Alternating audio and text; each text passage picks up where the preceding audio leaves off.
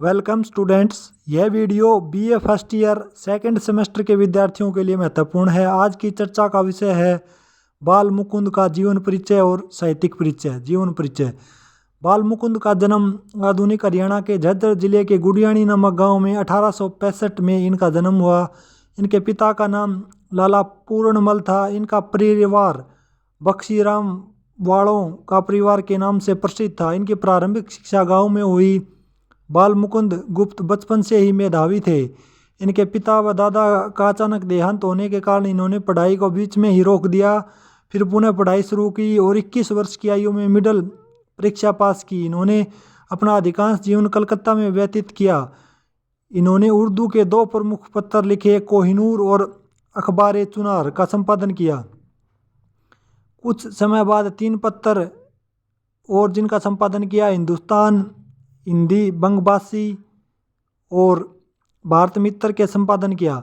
1907 में इनका निधन हो गया। इनकी साहित्यिक रचनाएं, इनकी प्रमुख साहित्यिक रचनाएं निम्नलिखित हैं। पद्य शैली है स्फुट कविताएं और इनकी गद्य शैली है शिव शंभू के चिट्ठे, गुप्त निबंधावली, चिट्ठे व खत।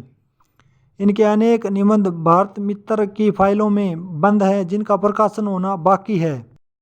बाल मुकुंद की साहित्यिक विशेषताएं निम्नलिखित हैं। पहली है राष्ट्र प्रेम की भावना। बाल मुकुंद गुप्त ने अपने रचनाओं में राष्ट्र प्रेम पर बल दिया है। सन 1905 में बंगाल विभाजन व लॉर्ड कर्जन वायसराय बनने पर उन्होंने निबंध लिखा। उन्होंने भारतवासियों के अनेक गुणों, अच्छाइयों, योग्यताओं, क्षमताओं आदि की प्रशंसा करके देशवासियों का मनोबल बढ़ाया है। दूसरी विशेषता है व्यंग का पुट।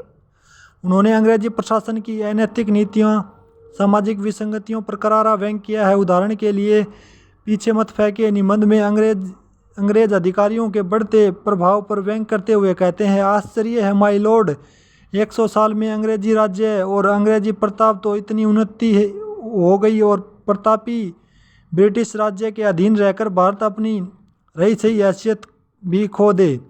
ऐसा कह रहे हैं बाल मुकुंद गुप्त की अंग्रेज तो अपने उन्नति कर गए और भारत की हैसियत पहले जितनी भी नहीं रही 100 सालों में। यानी भारत का डेवलपमेंट नहीं हो पाया। भारत के औपनिवेशिक काल में कम डेवलपमेंट हो पाया। तीसरी सामाजिक चेतना है। बाल मुकुंद गुप्त के समय फैली अनेक कुरीतियां, अंधविश्वास, बाल विवाह आदि का अपनी रचनाओं में उन्होंने कड़ा विरोध किया है। उन्होंने अपने साहित्य में नारी दुर्दशा, नारी सुधार आदि विषयों पर विशेष चर्चा की है। वे मांस मदिरा का सेवन करने वालों पर व्यंग करते हुए कहते हैं, एक ही गाओ एक ही दाओ, करो उसी का ध्यान, जो बोतल में सो होटल में निराकार भगवान। थी साहित्यिक विशेषता है इतिवृत्तात्मक। बाल मुकुंद गुप्त के साहित्य में उपदेशात्मक, सात्विकता, आदर्शवादिता आदि का प्रयोग हुआ है। उनका साहित्य इतिवृत्तात्मक के गुण से भी युक्त है। इनकी भाषा शैली। बाल मुकुंद की भाषा सरल, सहज एवं व्यंग्यात्मक खड़ी बोली का प्रयोग किया है। इन्होंने अपने साहित्य में तत्सम, तद्भव, प्रचलित, विदेशज शब्दों का प्रयोग किया है। भावात्मक, व्यंग्यात्मक, इतिवृत्तात्मक आदि शैलियों का प्रयोग हुआ। Students, that's it's for now. Thanks for watching video. जय हिंद, जय Bharat. Keep learning, keep writing. God bless you all.